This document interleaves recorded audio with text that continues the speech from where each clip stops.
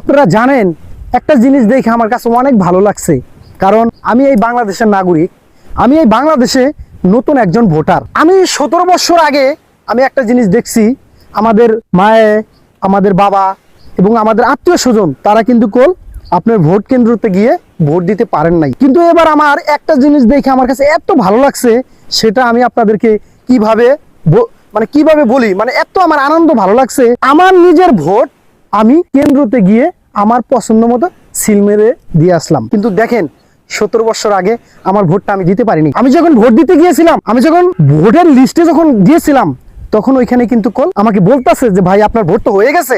আমি বললাম যে দেখেন আমার হাতে কোনো কি কালি আছে, আমি যে টিপ দিছি এটার কোনো কি ডকুমেন্ট আছে? জি না, নেই। তাহলে আমার ভোট কিভাবে হয়ে যায়? আপনি একটা জিনিস চিন্তা করেন, আপনার একটা ভোট অন্য জন যদি দিয়ে যায়, তাহলে এটা কেমন বাংলাদেশ, কেমন আপনি এদেশের নাগরিক।